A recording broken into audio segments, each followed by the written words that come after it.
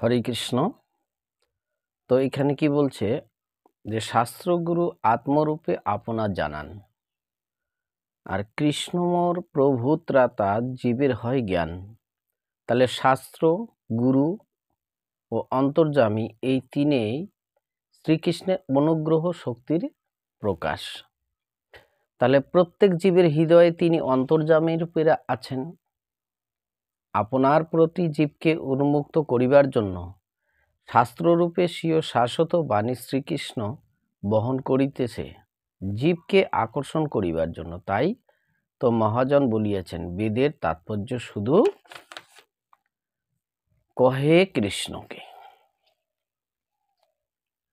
তাহলে আর গুরুরূপে আপনার কারুণ্য ঘন স্বরূপটি ঘরে ঘরে নরে নরে বিলাইয়া দিতেছেন। কৃষ্ণ গুরুরূপ হয়েন শাস্ত্রে প্রমাণে। তাহলে ভগবান সেই গুরুরূপ ধারণ করেছেন, এটা শাস্ত্রে প্রমাণ। তাহলে এই যে অন্তর্যামী ও শাস্ত্রের প্রয়োজন স্বীকার করা গেল, এখন দেখা যাক সাধুর কি প্রয়োজন। তাহলে শ্রীকৃষ্ণকে যাহারা জাত রতি এবং যাহাদের চিত্ত তদ্ভাবাবিত, সেই সকল শুদ্ধ চিত্ত ভক্তই প্রকৃত সাধু।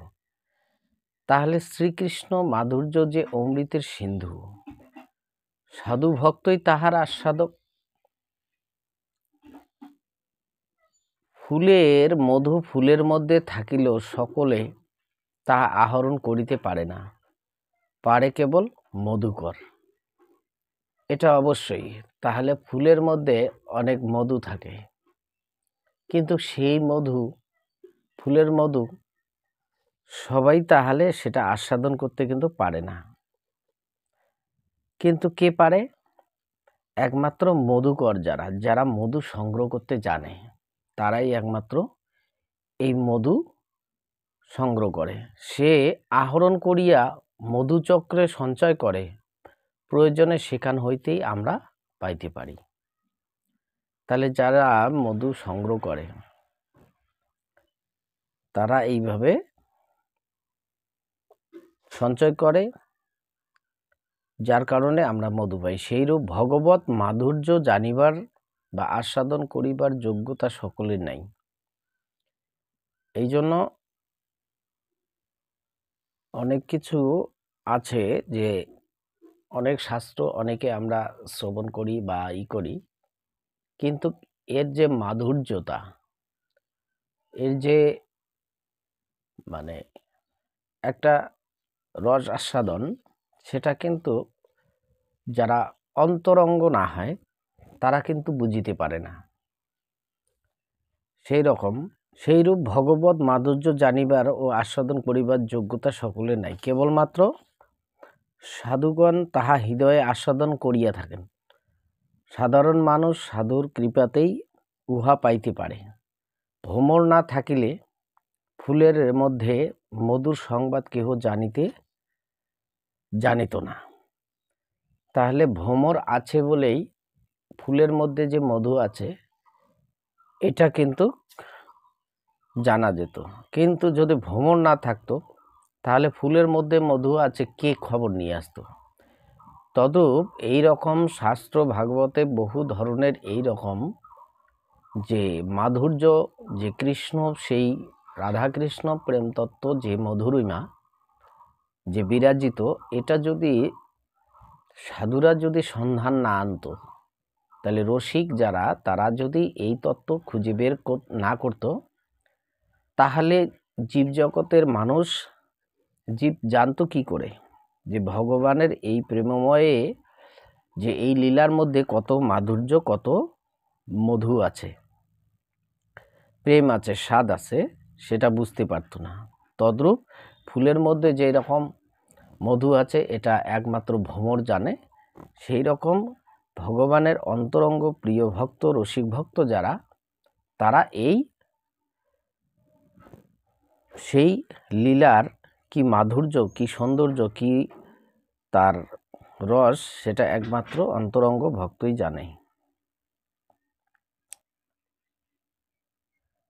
সাধারণ মানুষ সাধুর কৃপাতেই উহা পাইতে পারে। ভ্রমর না থাকলে পুষ্পের সৌন্দর্য দেখিতে পায় সবাই, পুষ্পের সৌরভ সকলেই আস্বাদন করিতে পারে, অথচ পুষ্পে সঞ্চিত মধু সংবাদ কেবল মধু করেই জানে। তাহলে অনেক আছে পুষ্প দেখতে সুন্দর, সেটা তার শোভাও লাভ করা যায়, এবং ফুলের মধ্যে অনেক সুগন্ধ থাকে, সেটাও আস্বাদন অনেকেই করতে পারে। সেখানে যে মধু আছে সেই মধুর সংবাদটা একমাত্র মধু করেই জানে। শাস্ত্রগ্রন্থ সকলেই দেখিতে পারে, শাস্ত্র কথাও শুনিতে পারে, কিন্তু মধু সঞ্চয়ী মধুকরের মতো শ্রীগুরু মুখনিসৃত না হইলে শাস্ত্র বাক্যের মর্মার্থ হৃদয়ঙ্গম হয় না।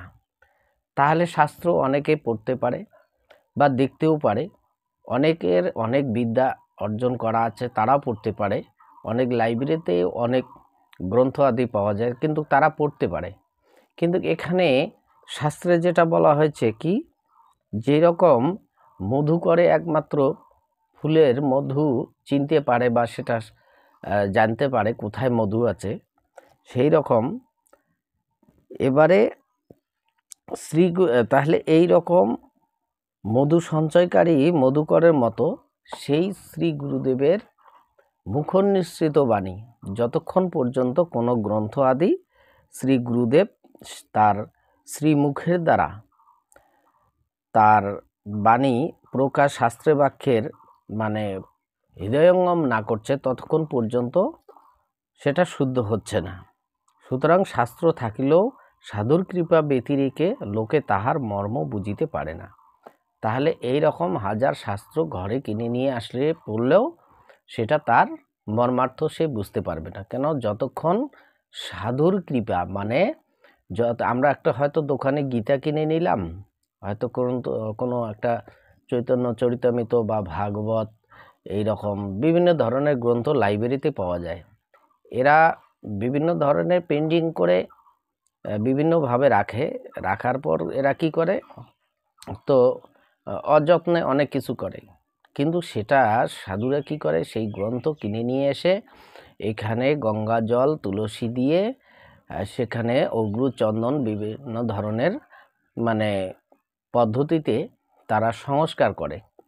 সেটা সংস্কার করার পর তাকে ভগবানের চরণে সেটা নিবেদন করা হয়, সেটা পুজো করা হয়। সেই গ্রন্থ আদি সেই ভগবান স্বরূপে তাকে পুজো করা হয়। পুজো করার পরে তারপরে সেই গ্রন্থের কথাগুলো সাধু যারা আছে, গুরুদেব যারা আছে, তা তখন এই শ্রী গুরুদেব কি করে, ওই সেই শ্লোকের 2-4টা শ্লোক উনি সেটা নিজ শ্রীবদনে সেটা মন্থন করেন।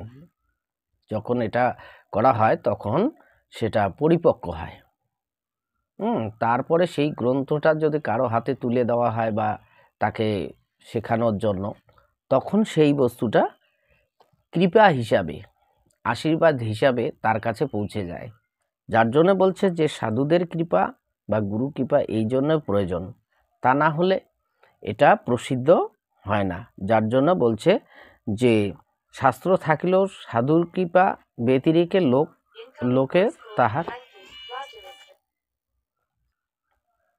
লোকে সেটা মর্মার্থ বুঝতে পারে না, অন্ধকারে ঘুরিয়া মরে। তাই শ্রী চৈতন্য চরিতামৃতের জানাইতেছেন, মহৎ কৃপা বিনা কোনো কর্ম সিদ্ধ নয়, কৃষ্ণ ভক্তি দূরে রহু সংসার না হয় ক্ষয়। তাহলে যার জন্য চৈতন্য চরিতামৃতে মহৎ কৃপা বিনা, যার জন্য মহতের করুণা কৃপার প্রয়োজন আছে।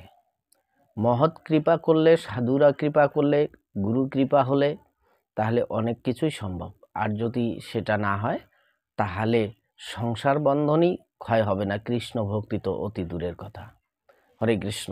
আজকের আলোচনার বিষয় এখানেই বিশ্রাম রাখি। তো পরবর্তী আলোচনা পরবর্তী ভিডিওতে হবে। তো আপনারা শুনতে থাকুন হরি কথা, ভাগবত কথা।